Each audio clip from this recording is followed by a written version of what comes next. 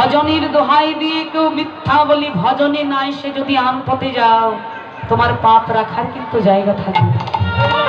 দেখুন মিথ্যা বলা পাপ, আবার মিথ্যা বলা ভগবানের কৃপা। বলে মিথ্যা বললে পাপও হয় আবার কৃপাও পাওয়া যায়, কিন্তু সেটাকে সঠিকভাবে ব্যবহার করতে হবে, তার ব্যবহারটা ভালো জানতে হবে। আচ্ছা আমরা বলি লোভে পাপ, পাপে মৃত্যু। লোভ করলেও পাপ হয়, আবার বলছে লোভ করলেও কৃপা পাওয়া যায়। এই বাস্তব জগতের বিষয়ের প্রতি লোভ নয়, যদি পারো কৃষ্ণ ধনের প্রতি লোভ জাগাও, তোমার কৃপা হয়ে যাবে। হরি হরি বল।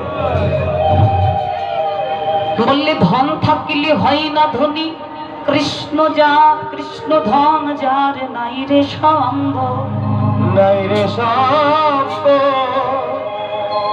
বলে ধনী ধনী কাকে বলো? জগতে ধনী আমরা কেউই নই। ধনী একমাত্র সে যার একমাত্র সম্পদ, একমাত্র সম্বল, একমাত্র ধন যার কৃষ্ণ ধন, সেই হলো বড় ধনী। তাহলে সেই রাধারানী কনিষ্ঠ আঙুলে ওই কলসি জলটা পূর্ণ করে মার কাছে গিয়েছে, মা ঘরে তো জল নেই, জল আনি মা। জটিলা চিন্তা করছে মেয়েটাকে প্রতি পদে পদে আঘাত করি, অত্যাচার করি, আজকে আর কিছু বলি না, কারণ কত আর অত্যাচার করা যায়। আজকে জটিলার মনটা খুব ভালো, তো বলছে বৌমা, এই যে ও বৌমা শাশুড়িরা একটু মন দাও, বলছে বৌমা আচ্ছা তুমি এখানে একটু দাঁড়া, আজকে আমার মনটা ভালো আছে, একটা স্বাদ জেগেছে। কি স্বাদ? আজকে তুমি জল আনতে যাবে, কিন্তু মাটির কলসি নিয়ে নয়। তোমাদের বিবাহকালে বৃষভানু রাজা মানে তোমার বাবা একটা সোনার কলসি উপহার দিয়েছিল, আজকে স্বাদ জেগেছে সোনার কলসিতে জল পান করো। তা নাও মা, সোনার কলসিটা এনে ওই রাধারানীর হাতে দিয়েছে, নাও তুমি এই সোনার কলসিতে আজকে জল ভরে আনো। সবাই আমরা একটু সোনার কলসির শীতল জল সবাই পান করবো। বেশ রাধারানী খুব আনন্দ হচ্ছে যে আজকে বাদিনীর থেকে ভালোভাবে অনুমতিটা পেলাম। বাবা শোনো, সোজা জলে যাবে, জল ভরে কিন্তু ঘরে আসবে, আম দিকে যেন যেও না। মনে মনে রাধারানী বলছে মা অনুমতি তো আগে দাও, তারপর না হয়ে দেখা যাবে। কলসিটা নিয়ে জটিলার চরণে প্রণাম করে রাধারানী চললেন সেই যমুনার ঘাটের দিকে। জল ভরতে গিয়ে কলসিটা হাতে নিয়ে তীরের মানে তীরের থেকে একটু ঘাটে নেমেছে। এবারে ঘাটে নিয়ে কলসিটা ধরে দুটো ঢেউ দিয়ে, যেই না আড়াই প্যাসের ঢেউ দিয়ে ডুবাতে যাবে, হঠাৎ করে তার নয়ন দুটা চলে গেল ওই যমুনার তীরে কদম বৃক্ষের দিকে। দেখলেন ওখানে কেউ যেন ত্রিভঙ্গ মানে তিনখানে তিন বাঁকা হয়ে দাঁড়িয়ে আছে। ওই যে তিন বাঁকা নয়নে নয়ন গেল, রাধারানীর আর নয়ন ফিরে এলো না। গেল নয়ন আর ফিরে এলো না। ইহাকে বলা হয় অনুরাগ। এই অনুরাগের ব্যাধি যাকে ধরে তারে আর আত্মস্মৃতি জ্ঞান থাকে, হ্যাঁ আর বাহ্যিক জ্ঞান থাকে না। ওই যে নয়ন গেল অপলক দৃষ্টিতে রাধারানী সে রইল। এদিকে হাতের কলসি যমুনার জলের ঢেউ লেগে ভেসে চলে গেল। যমুনার জলের ঢেউয়ে কলসি ভেসে চলে গেল, ওইদিকে রাধারানী লক্ষ্য নাই। অনুরাগটা এমনই মা, যাকে ধরে তার আর এই বাহ্যিক জগতের জ্ঞান থাকে। সোনার কলসি গেল, কিন্তু রাধারানী দেখতে দেখতে যেই না একটা চোখের নিমিষ মানে পলক পড়ে গেল, ওদিকে তাকিয়ে দেখলেন কদম বৃক্ষের তলে আর কৃষ্ণও নাই, এদিকে হাতে আর সোনার কলসিও নাই। তাহলে কলসিও হারালাম, কৃষ্ণও হারালাম। এ জগতে কৃষ্ণ মানে ভগবানকে না পাওয়ার বিরহে কাঁদার যন্ত্রণাটা আলাদা, কিন্তু কৃষ্ণ ভগবানকে কাছে পেয়ে হারানোর যন্ত্রণাটাও আলাদা। কৃষ্ণ পাওয়ার থেকে না পাওয়ার বিরহে কাঁদা ভালো বাবা, তাতে কি থাকে জানেন? পাওয়ার আকর্ষণ, পাওয়ার জন্য আকুলতা ব্যাকুলতা। কিন্তু যখন যেই না তুমি প্রাপ্ত হলে, ভগবানকে পেলে, তোমার ভেতরে শুরু হয়ে গেল ভয়। কখন না জানি আমার কোন কুকর্মে ভগবান আমায় ছেড়ে চলে যায়, কখন বুঝি কৃষ্ণ হারা হয়ে, কখন বুঝি আমায় গোবিন্দ ফাঁকি দিয়ে চলে যায়। আর যদি এই ভাবনা করতে করতে কারোর জীবন থেকে কৃষ্ণ হারিয়ে যায়, এই কৃষ্ণ হারানোর বিরহ বিরহটা যে কি, এই বিরহটা ভক্তি জীবনে রাধারানীর মতো আর কেউ জানে না। যে রাধারানী একদিন গোবিন্দ বদন না দেখলে থাকতে পারে না, তাকে 100 বছর কৃষ্ণহারা হয়ে থাকতে হয়েছে। তাই গোবিন্দ হারানোর বিরহ কি বা কাকে বলে? এই জগতে যারা কৃষ্ণ পেয়ে হারিয়েছে একমাত্র তারাই ভালো জানে। যে কোনোদিন, যাকে কোনোদিন সাপে কাটেনি, সর্পদংশনের যন্ত্রণাটা যে কি কঠিন যন্ত্রণা, যাকে কাটেনি সে আমার ওই বিষের যন্ত্রণা বোঝে না। কিন্তু যাকে কেটেছে সে খুব ভালো করে জানে ওই যন্ত্রণাটা কেমন। রাধারানী কৃষ্ণ হারা হয়ে এই যে কুম্ভ, সোনার কুম্ভ মানে কলসি নিয়ে গেলেন, ওটা হারালেন। কিন্তু এই যে দুটো কুম্ভ, নয়ন কুম্ভ, আসার সময় ওই 2 নয়ন কুম্ভ ভরে নিয়ে নয়ন কলসির জল ফেলতে ফেলতে ঘরে, ওই যে ঘরে এসে বসে কাঁদতে শুরু করলেন। রাধারানীর নয়নের জলে বুক ভিজে গেছে, বুকে ওই নয়নের জল গড়িয়ে গড়িয়ে পড়তে পড়তে নিচের মাটিগুলো পর্যন্ত কাদা হয়ে গেছে। তার রাধারানীর কিছু মরমী সখী ছিলেন যারা হৃদয়ের ব্যথাটা না বলতে বুঝতে পারতেন। 8 সখী, যাদের নাম ললিতা, বিশাখা, চিত্রা, চম্পকলতা, তুঙ্গবিদ্যা, ইন্দুরেখা, রঙ্গদেবী, সুদেবী ছুটে এসেছেন। এসে দেখছেন জটিলা, জটিলা মা রাধারানীকে জিজ্ঞেস করছে, বৌমা তুমি শূন্য হাতে কেন? সোনার কলসি কোথায়? রাধারানী গদগদ কণ্ঠে উত্তর করছেন, মা কলসিটা তো আমি হারিয়েছি। জটিলা কুটিলা চেনেন তো, বৃন্দাবনে 2 মা মেয়ের সঙ্গে আজও কেউ ঝগড়া করে বা যুক্তি তর্কে এই পর্যন্ত কেউ জিততে পারেনি। এবার ওই উচ্চ বাচ্চ কণ্ঠে জটিলা গালি দিতে শুরু করলেন, অলক্ষী, তোমার মা বাবা কি শেখায়নি সোনা হারানো অমঙ্গল?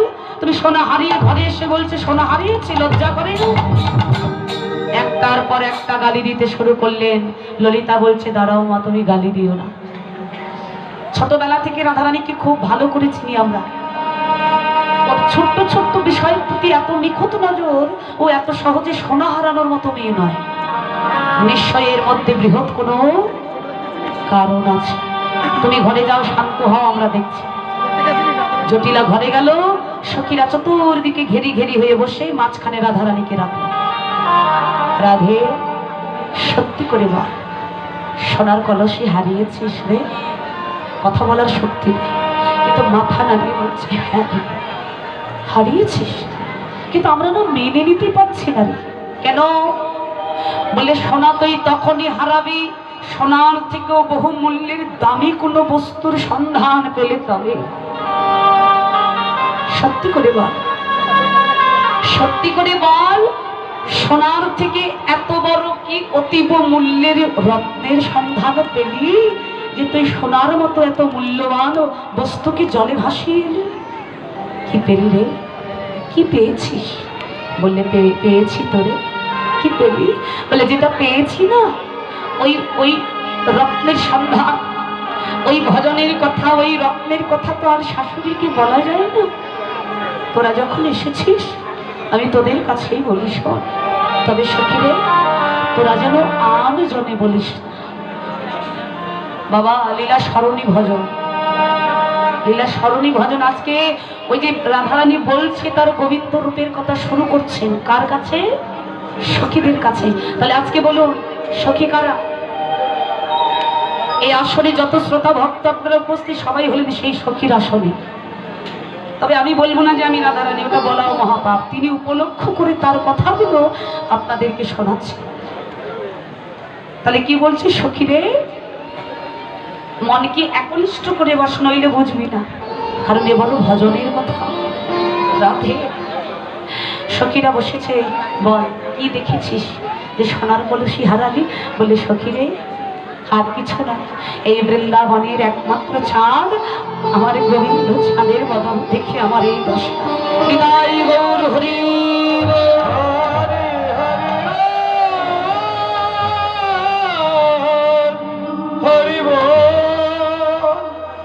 বললি এই কথা? আরে গোবিন্দকে দেখে তোর এই দশা হয়েছে, কিন্তু নিত্য নিত্য তো আমরা তাকে দেখি, ওই এই ভাব তো আমাদের জানে না, এমনটা তো কোনোদিন আমাদের হয়নি। আজকে গোবিন্দ রূপের মধ্যে এমন কি দেখলি যে তোর এই দশা হয়ে গেল? বলে সখীরে ওটাই তো বলতে চাই, কিন্তু বস মনটাকে আগে একনিষ্ঠ কর, নইলে কথাগুলো বুঝতে পারবি না। সখীদের কাছে বলতে লাগলে, সখীরে আমি দেখেছি কৃষ্ণ রূপ, কিন্তু দুঃখ একটা। বল দুঃখ কি দুঃখ? বলে সখীরে এই যে একের দেখা আর অন্যের বলা, অন্যের বলা মানে বললে সখীরে দেখেছে ওই রূপ আমার এই দুটি নয়ন, কিন্তু সখীরে নয়নের তো বলিবার ক্ষমতা, নয়নের তো বলবার বদন নয়, বদন নাই। সখীরে বলে শোনো শোন, বলবে আমার বদন, কিন্তু বদনের তো দেখিবার শক্তি নাই। এই যে একজনের দেখায় অন্যের বলা, কতটুকু তোদের কাছে বলতে পারবো জানি না সই।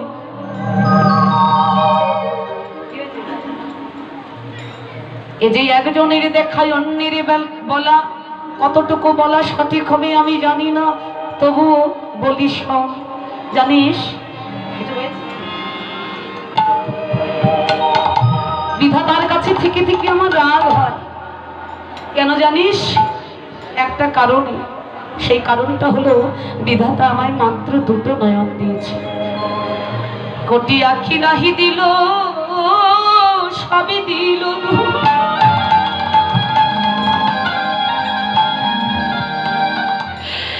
তাহাতে আবার নিরেশ কৃষ্ণ। সখীরে কি দেখিব মই? বলে কোটি কোটি নয়ন দিল না, মাত্র দুটো নয়ন দিয়েছে। ওই দুটো নয়নের ভেতরে আবার হাজার হাজার লক্ষ লক্ষ পলক দিয়েছে। এই দেখো এই দুটি নয়ন নিয়ে বারবার পলক করছে না? তাহলে বল সখীরে এতবার পলক করলে আমি গোবিন্দ রূপের কতটুকু দেখব, কতটুকু কৃষ্ণ দেখেছি বল? তবু যতটুকু দেখেছি তোদের কাছে বলি। শুরু করলে কৃষ্ণ রূপের ব্যাখ্যা, তবে বাবা একটা হলো চরণ থেকে ব্যাখ্যা, আর একটা হলো বদন থেকে চরণ, মানে উপরের থেকে নিচে। আপনারা কোথা থেকে দেখতে চান, চরণ থেকে নাকি বদন থেকে? চরণ থেকে বাবা। সখীরে ওই যে চরণখানা দেখেছিলাম না, রক্তিম সূর্যের মতো তার তেজ দুই চরণে, আর ওই চরণ তলে জানিস আমি ত্রিবেণী দেখে এলাম। তাহলে এবার পদাকার পদেও লিখছেন, কি বলছে? সজনী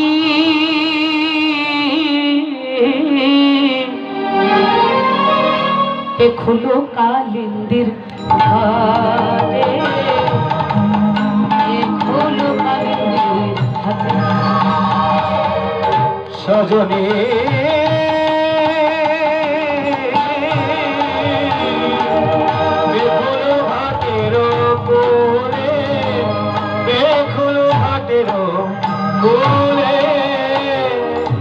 শোনল সজনী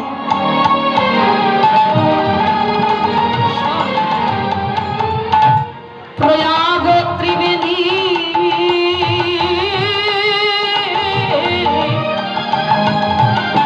সভায়তি অনুপম, দেখিয়তি অনুপম। শোনল সজনী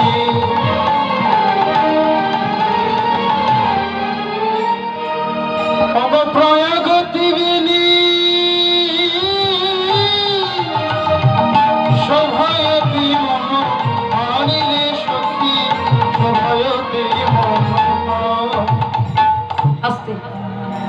সজনী পেখুলু ঘাটের কূলে, আমি গঙ্গার যমুনার ঘাটে দেখে এলাম।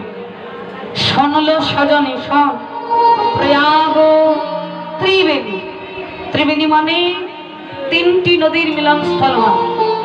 আমাদের এই মানে যশোরবাসী, বিশেষ করে আমাদের এই মনিরামপুর থেকে শুরু করে এই কর্নারটা, এদিকের ভক্তরা প্রায় সবাই বৃন্দাবন দর্শন করেছেন।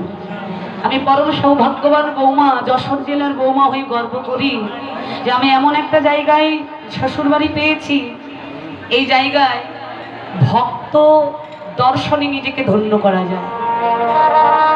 আর এখানে এসে শুধু শুনেছি নয়, ওই কথাটার বাস্তবতাটাও মিলে দেখেছি যে সত্যি মনিরামপুর দ্বিতীয় বৃন্দাবন মানতেই হয়।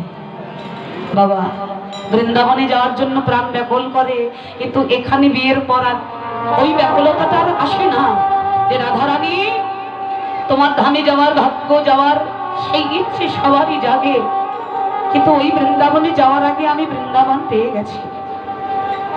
তুমি আমায় চরণে টেনে নাও আর না নাও, আমি তোমার বৃন্দাবন পেয়ে গেছি, এতে আমি ধন্য, নিজেকে অত্যন্ত ধন্য মনে করি।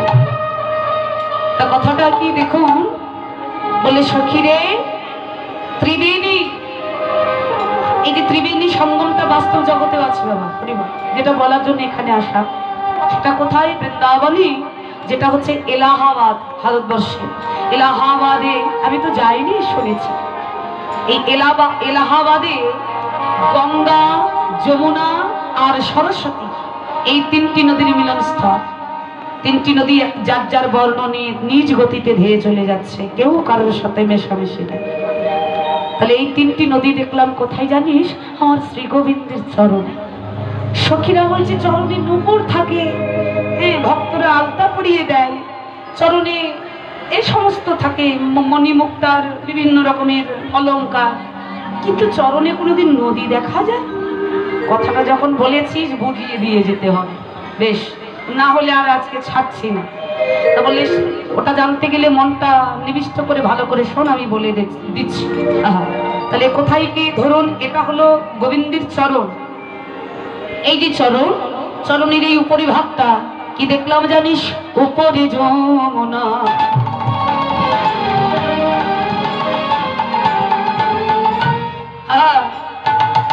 নিচে সরস্বতী,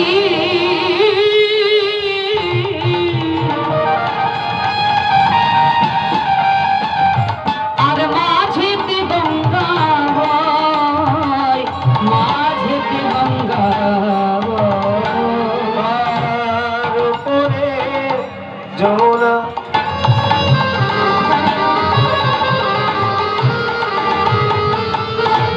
নিচে সরস্বতী,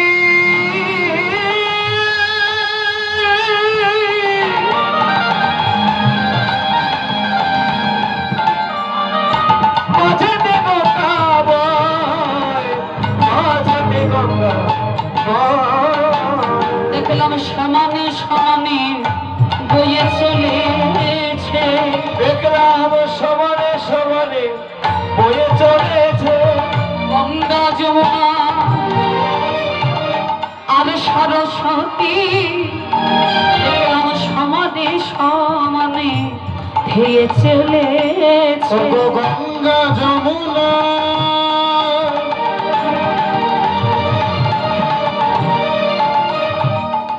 আর সরস্বতী, সমানে সমানে বয়ে চলেছে। কি কি? গঙ্গা, যমুনা, সরস্বতী। তাহলে গোবিন্দের এই চরণের উপরিভাগটা যদি যমুনা হয়, তাহলে জানার বিষয় যমুনার বর্ণটা কেমন। যারা বৃন্দাবনে গেছেন কারা কারা একটু হাত তুলুন তো, দেখতে চাই আমি একটুখানি।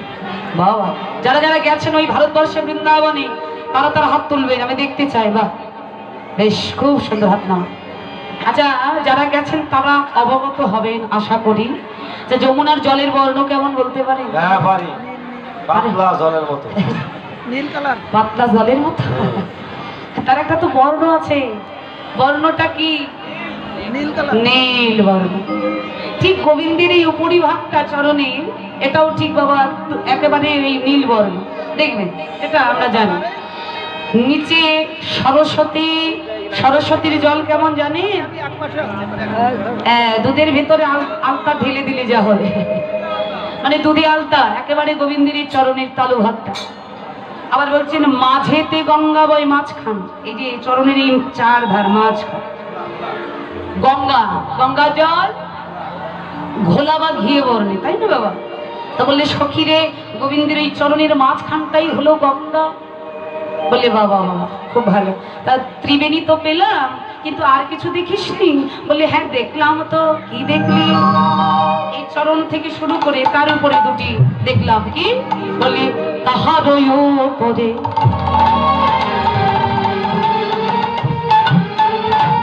দুই তোর শোভে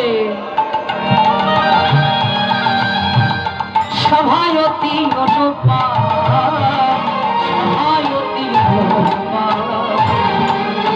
তাহার উপরে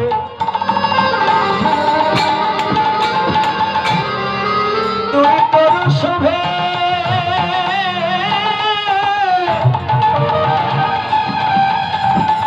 সভায়তী অনুপা। হরি হরি বল, হরি বল। নদীর তিনটি নদীর ব্যাখ্যা দিলি, এবার বলছিস দুইটি তরু দেখলি মানে দুটি বৃক্ষ দেখলি? হ্যাঁ। বলে হ্যাঁ গো, ওই চরণের উপর থেকে কমর পর্যন্ত দুটো পা, এ দুটোকে দেখতে কিসের মতো লাগছে? বলে তরু, তরু মানে বৃক্ষ বা গাছ। বলে দেখলাম সজনী রে, ওই তিনটি নদীর মাঝখানে দুখানা বৃক্ষ দাঁড়িয়ে আছে। তারপর কি দেখলি? তারপর দেখলাম কি জানিস? ঠিক ওই বৃক্ষের উপরে, বলে তাহার উপরে ক্ষুদ্র এক হ্রদ আছে, তাহার নিচে সরোবর, নিচে সরোবর, নিচে সরোবর। দাঁড়া, তুই বলেছিস বৃক্ষের, এই পর্যন্ত বৃক্ষ, তাহার উপরে ক্ষুদ্র এক হ্রদ আছে, ওই হ্রদটা আমি বের করে দিই। হরিবল হরিবল। বলে সখী রে, আমার গোবিন্দের ছোট্ট নাভি কমলটাই হলো একটা ছোট্ট হ্রদ। বাবা তুই বলেছিস তার নিচে সরোবর, বলছে শুধু তাই নয় সখী, সরোবরের নিচে নীলমণি দোলে, মণি দোলে দুলিছে নিরন্তর, দুলিছে নিরন্তর। বলছে শুধু সরোবর নয়, তাহার নিচে নীলমণি দোলে, দলিছে নিরন্তর। বলে সজনীর ওই নীলমণিকে, বলে ওই যে নীলমণির সন্ধানটা জানতে গেলে একটা কাজ করতে হবে। কি কাজ? বলে সকাল সকাল গুরুচরণ আশ্রয় করতে হবে, কৃষ্ণ মন্ত্রে দীক্ষা দান, মানে দীক্ষা গ্রহণ করে গুরুচরণটা আঁকড়ে ধরে সেবা কর্মে নিজেকে লিপ্ত করতে হবে। যদি কোনোদিন গুরুদেবের কৃপা হয়, তবে সেই দিন তুমি সেই নীলমণির সন্ধান পেতে পারো। নিতাই গৌর।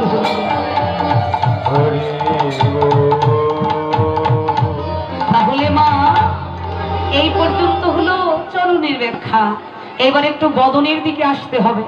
তাহলে বদনে কি দেখলি? সই একটু আস্বাদন করো মা, ঘুম পাবে না, মনটা দিয়ে দাও আমাকে, তাহলে আর ঘুম পাবে না। বলে বদনে কি দেখলাম জানিস?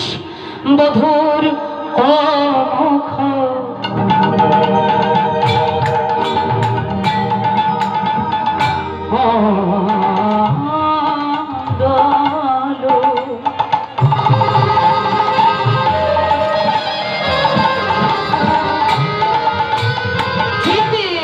শারদা সুধা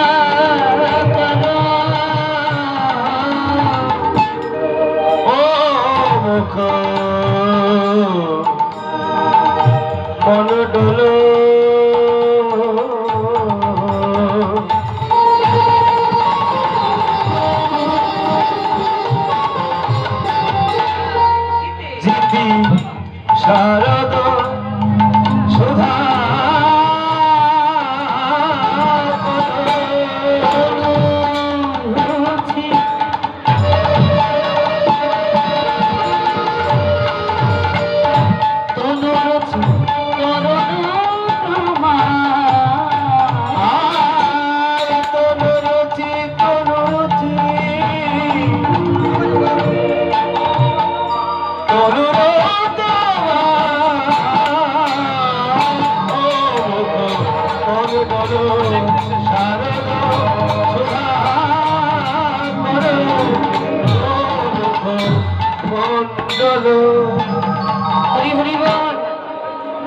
আস্তে পদগুলো মানে ভগবানের লীলামা। অনেকের একটু মানে আলস্য ভাব আসতে পারে, তাদেরকে বলছি শোনো মা, শুধু নাচলে গাইলে তো কীর্তন হয় না, পদের অর্থগুলো বুঝলে তোমার কীর্তন শোনাটা সার্থক হবে। বুঝতে পেরেছি, ভুলে যাচ্ছি। তোমরা খুব কষ্ট করেছো, দুটো দিন রাত তোমরা নাম কীর্তন শুনেছো, আবার আজকে কীর্তন, এটাই তো। যাই হোক, তারপরে একটু আর বেশি সময় নেই, তাই এইটুকু সময় তোমরা একটু নিজেকে সজাগ রাখো, তাতে তোমাদেরই উপকার হবে। হরিবল। কারণ ভাগবত তো বলেই দিয়েছেন যে হরিনাম কৃষ্ণ নাম শ্রবণং মঙ্গলম, যে যতটুকু শুনতে পারবে হৃদয় দিয়ে তার ততটাই উপকার হবে, এটাই। হরিবল। বলি সখীরে, বধুর ও মুখমণ্ডল জিতে শারদ সুধা কর। আমার বধুরই মুখচন্দ্র জয় করেছে, জিতে মানে জয় করা, শারদ সুধা কর, শারদের চাঁদকে জয় করেছে। হরিবল। 12 মাসে বাবা 12টা পূর্ণিমা। মায়েরা, আপনাদের এই যশোর জেলায় আমার শ্বশুর বাড়ি, কিন্তু তারপরও আপনাদের বলছি, মানে এই যশোর জেলায়, কিন্তু আমি একটু সরিয়ে নিলাম নিজেকে, একটু প্রশ্ন করছি। আচ্ছা, যশোর জেলায় ক মাসে 1 বছর হয় গো? 14 মাসে। হ্যাঁ, 12 মাসে। এই যে আপনাদের যশোরের ছেলে বলছে 43 মাসে বলে 1 বছর হয়। ও জানে না, বাইরে থেকে ভুলে গেছে। কোন স্কুলে পড়িয়েছে গো? কি সর্বনাশার কথা শুনেছেন? বলে গার্লস স্কুলে নাকি পড়েছে, কি যাওয়ার সময় টিপ নীল পালিশ দিয়ে যেতেন না, তাছাড়া তো নেওয়ার কথা নয়, কারণ ওখানে তো তোমাকে অ্যালাউ করবে। আচ্ছা মায়েরা, 12 মাসে 1 বছর, এই 12 মাসে পূর্ণিমা কটা মা?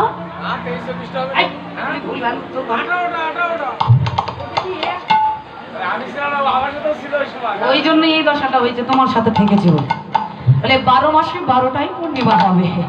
আচ্ছা, 12টা পূর্ণিমার ভিতরে বলতে পারবেন কি মা, কোন পূর্ণিমা হলো শ্রেষ্ঠ বলে পরিণত? মানে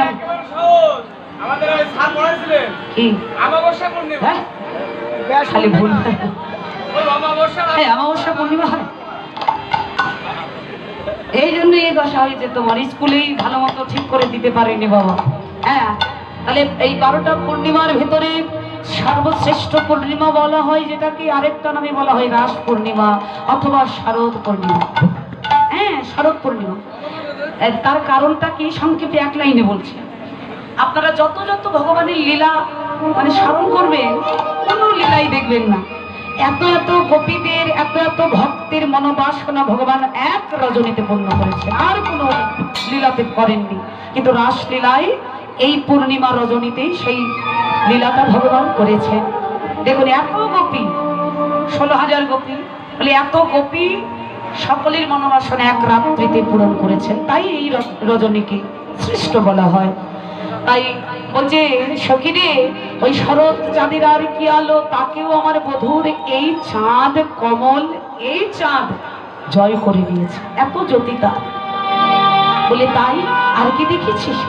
বলে জানিস, বধূর ওই 1 মুখ চাঁদে আমি 24.5 খানা চাঁদ দেখে এলাম। হরিব। ললিতা বলছে, কথা বলবার সময় একটু ভেবে বলিস, কারণ ভুল বললে ছেড়ে দেবো না, সব বুঝে নিয়ে তারপর ছেড়ে দেবো। বলি 1 চাঁদের তত্ত্বই আমরা ভালো করে জানি না, আর তুই বলছিস গোবিন্দের 1 চাঁদ বদনে তুই 24.5টা চাঁদ দেখেছিস। ওই 24.5টা চাঁদের তত্ত্ব বের করে দিয়ে তবে ঘরে, মানে তবে আমরা যাবো এখান থেকে, আগে বলতে হবে। হরিবল। রাধারানী বলছে, সখীরে, বলার জন্যই তো তোদেরকে বসিয়েছি, শোন তবে কোথায় কোথায় এই চাঁদগুলো লুকিয়ে আছে। মায়েরা একটু হাতে গুনবে, আমি আবার অঙ্ক কম পারি, ভুল হয়ে যেতে পারে, তোমরা একটু হাতে গোনো। এই যে দেখো, 10 চাঁদ নাচে মুরলীর রন্ধে, আর 10 চাঁদ নাচে গায় মুরলীর রন্ধে,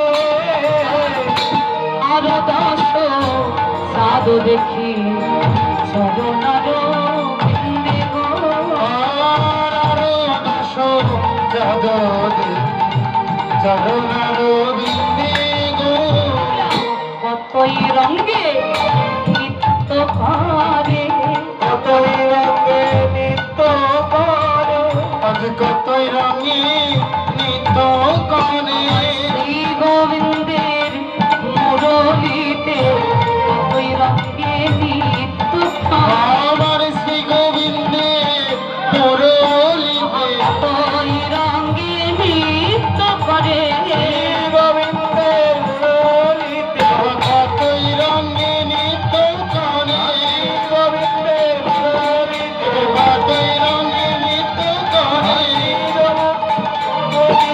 কতই রঙে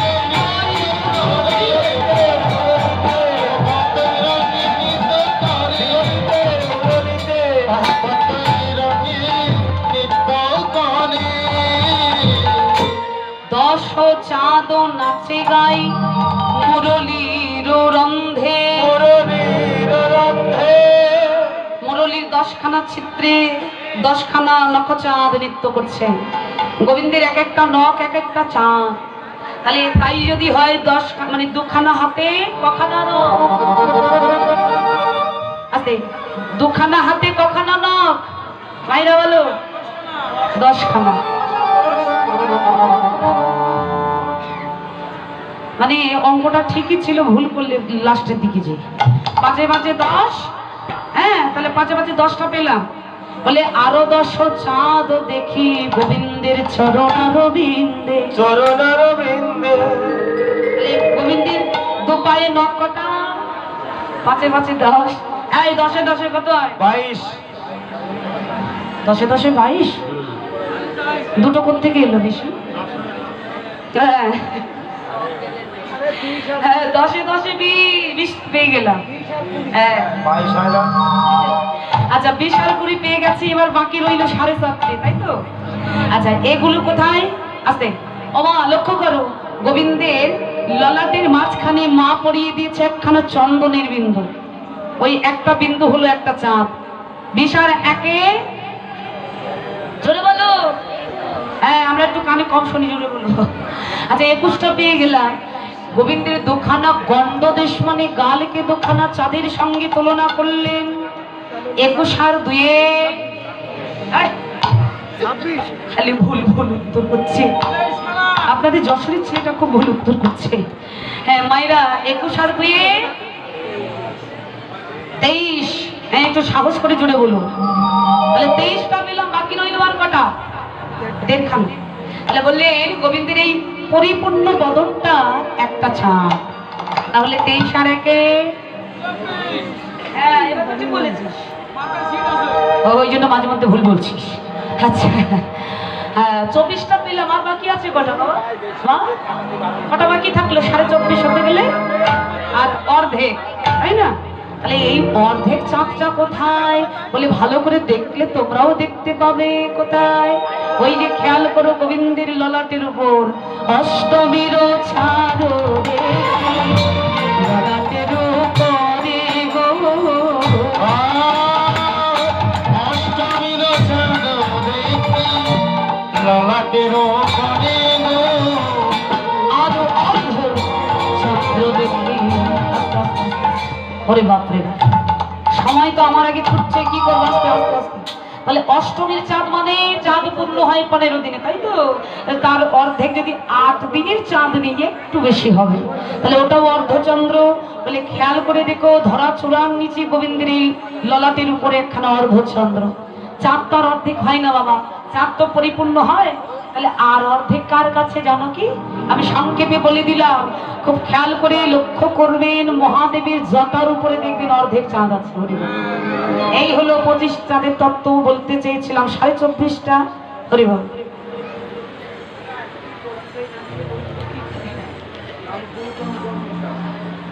হরিবল। ভক্ত সম্মুখে দণ্ডায়মান হয়ে গৌতম কর্মকার বাবু মহাশয় তিনি আমাকে 500 টাকা দক্ষিণা দান করলেন। আশীর্বাদ করবেন, যে মনোবাসনায় দান করলেন ভগবান যেন তার মনোবাসনা পরিপূর্ণ করেন। নিতাই গৌর হরি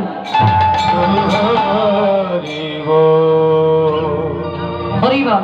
তাহলে এই চাঁদের তত্ত্বটা গেল বাবা। রাধারানী বলছে আর কি দেখলাম জানিস? ওই গোবিন্দের মস্তকের উপরে চৌরাহে চারো খণ্ডিত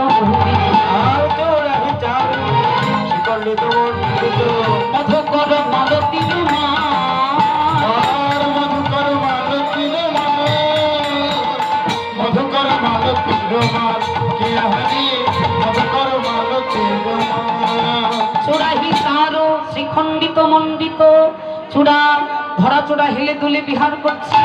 শ্রীখণ্ড মানে ময়ূরের পাখা বাবা। তা এখন ওই ধরা চূড়া খুব সুন্দর আনন্দে হেলে দুলে বিহার করছি। আর আজকে খুব গৌরব করে বলছে আমি দিগ্বিজয়ী, আমি সর্বশ্রেষ্ঠ। নিজেকে নিয়ে গৌরব করছে।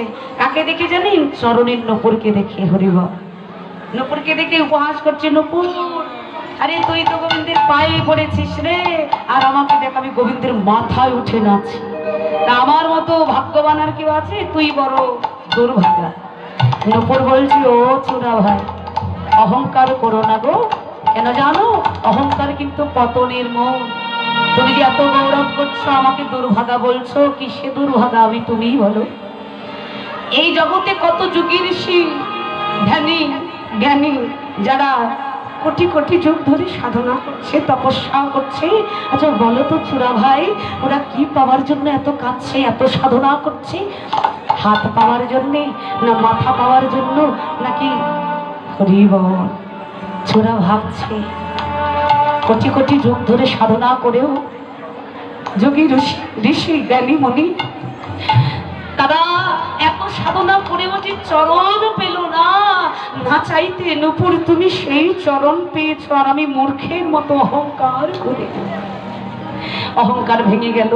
ছোটা বলছে, নূপুর ভাই, এই দুর্ভাগা কি তবে কোনোদিন ভগবানের চরণ পাবে না? আমি কি তবে ভগবানের চরণ পাবো না?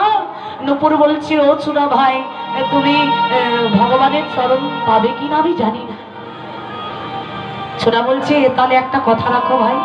কি কথা? আর কোনোদিন কখনো ভাগ্যে হয় কি না হয়, একবার চরণ ধুলা দাও রায়, আমার চূড়া জন ধন্য করি, একবার চরণ ধুলা দাও রায়। চূড়া জন ধন্য করি চরণা দাওরায়ে আমার চূড়া জন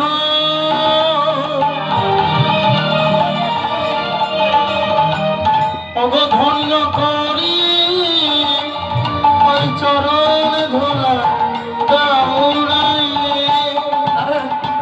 আর ভাগ্যে হয় কি না হয় ভাই, একটু চরণ ধুলি উড়িয়ে দাও না, আমি একটু আমার মাথায় করি, আমার এই পাপিষ্ঠ জনমটাকে একটু ধন্য করি। নূপুর বলছে, শোনো ভাই, আমার একটা কথা রেখো, তাহলে তুমি রাধা গোবিন্দ যুগল কৃপা পাবে। কি করবো বলো না ভাই? বললে, রাধা রানী যেদিন মান মঞ্চে প্রবিষ্ট হয়ে মান গড়াবে, বসে রবে, গোবিন্দ অনেক উপায় অবলম্বন করেও রাধার মান ভাঙাতে পারবে না। সেদিন সর্বশেষ গোবিন্দ যাবে নিজের মাথাটা নিচু করে রাধা রানীর চরণে ক্ষমা চাইতে। যেই মাথাটা নিচু করে দেবে, চূড়া তুমি সেদিন একটু কষ্ট করে বাম দিকে হেলে যেও। কি হবে জানো? বলে, গোবিন্দের চরণ পাবে কিনা আমি জানি না, যদি তুমি এই কর্মটা করতে পারো, তুমি রাধা চরণ পেয়ে যাবে। রাধা চরণ পেয়ে যাবে, তুমি রাধা চরণ পেয়ে যাবে। গোবিন্দ কৃপাও হবে হবে, রাধা চরণ পেয়ে যাবে। গোবিন্দ কৃপা হবে হবে, রাজন ধন্য হবে। গোবিন্দ চরণ পেয়ে যাবে। তোমার চূড়া জন ধন্য হবে, চূড়া জন ধন্য হবে, চূড়া জন ধন্য হবে। সুরানুপুরের দ্বন্দ্ব ঘুচে গেল। হ্যাঁ, এই দ্বন্দ্ব যখন ঘুচে গেল, মহাজন গীতকর্তা আবার লিখছেন দেখতে দেখতে, ধনী ধনী বনি নব নাগর, ধনী ধনী বনি নব নাগর গায়, ধনী ধনী বনি নব নাগর, ধনী ধনী বনি নব নাগর না হয় ত্রিভঙ্গী ভবন মনমোহন, আরা হয় জীবন্ত হয়ে মনোমোহন, মধুর মরলি তারে গান, আর মধুর মুরলী গানে গায়, মধুর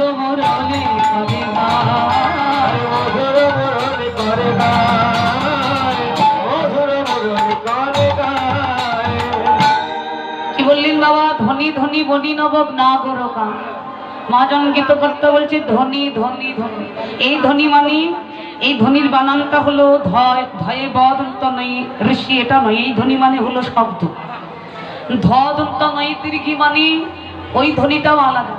হ্যাঁ, যেটাকে আমরা বলি ওই যে রায় ধ্বনি, যে কৃষ্ণ ধ্বনির ধ্বনি।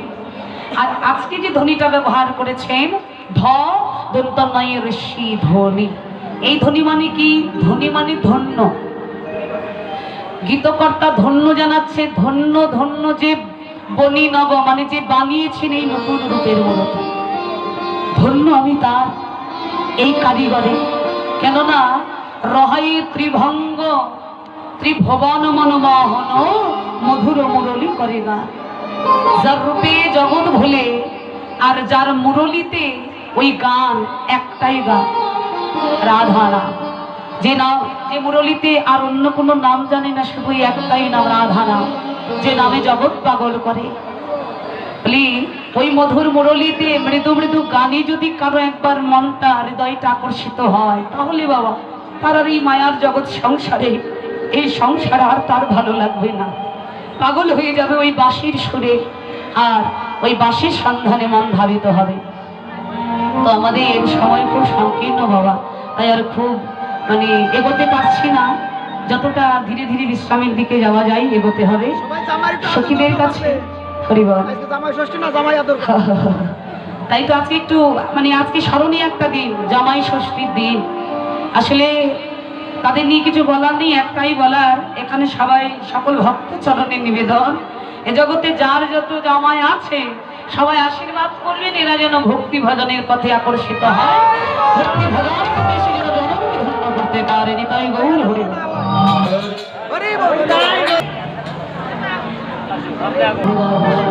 আমাদের তার একটু মনে দেবে শেষ তো, আগে সময় নেই। রাধে রাধে। রক্ত দেখলাম নাকি কালো মেঘ দেখলাম, কি দেখলাম বোঝা হলো না। সখীরে একটু কাছে গিয়ে দেখলাম সে আর কেউ নয়, কদম্বীর বনে কি শ্যাম চিকনিয়া। যেই দেখলাম রূপ হেরি আইলাম জাতি করুন মজাইয়া। আমি যতগুলো মন সব হারিয়ে ফেললাম, আমার আর ভালো করে দেখা হলো না। তো বাবা শুধু রাধা যেই যেই নয়ন দেবে বলবো, যদি গোবিন্দকে ভুলে যেতে পারতিস, ভুলে গেলে সব জানা। গোবিন্দ রূপে নয়ন দিয়ে গোবিন্দকে ভালোবেসে আজ আমার এমন পরিণতি। অল্প বয়সে মরো শ্যাম রসে জড় জড়, না জানি কি হবে পরিণাম, হবে পরিণামে। পদগুলো বুঝতে হবে বাবা, যতটুকু অল্প শুনি কিন্তু ওটা বুঝতে হবে। রাধারানী বলছে অল্প বয়স থেকে, শিশুকাল থেকে গোবিন্দকে ভালোবেসেছে। তখন তার এই বোধ ছিল না যে গোবিন্দকে ভালোবাসলে আমার পরিণাম ভালো হবে না মন্দ হবে। আচ্ছা বাবা, প্রকৃত অর্থে একটু ভালো করে ভেবে বলবেন তো, যারা ভগবানকে ভালোবাসে তারা কি সত্যি পরিণাম হবে? বললেন না কেন? তারা জানে যে গোবিন্দকে ভালোবাসলে আমার জীবনে দুঃখ আসবে, আমার জীবনে কষ্ট আসবে, আমার জীবনে বিপদ আসবে, ঝড় আসবে। এই ঝড়গুলোকে উপেক্ষা করে গোবিন্দকে ভালোবাসাটাই তো হলো আমার পরীক্ষা। এই ভক্তির পরীক্ষায় যদি কেউ নিজেকে উত্তীর্ণ করাতে পারে, ভগবান বললেন সে নয়, আমি সেই ভক্তের চরণের দাস অনুদাস হয়ে যাই। নিতাই গৌর।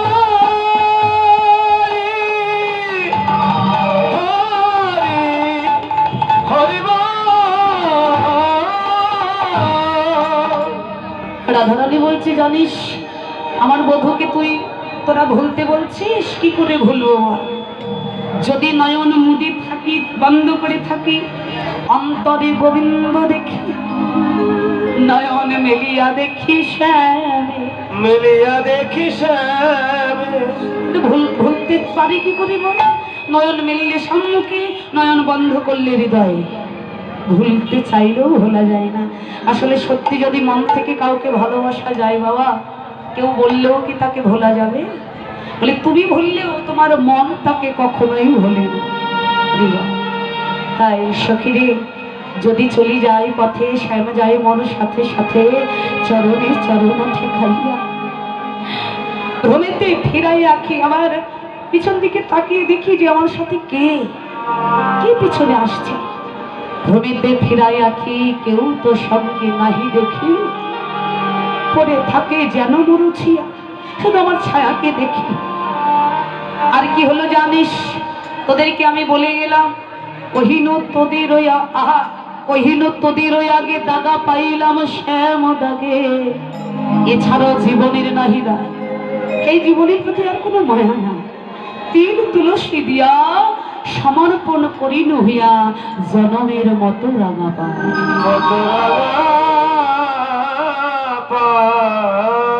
লীলার শেষ কথা বাবা, যদি পারেন রাধারানীর মতো ওই জীবনের মায়া না করে মনে করতে হবে এই দেহ আমার নয়, এটা সেবার দেহ।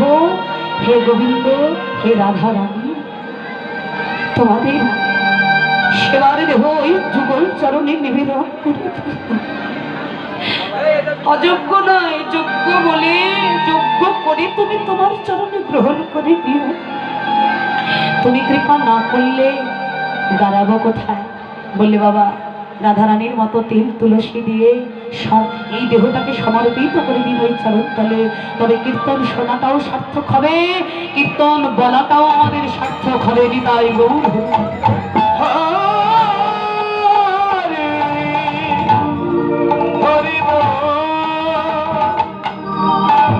এইভাবে তিল তুলসী দিয়ে সমর্পণ করে দিলেন।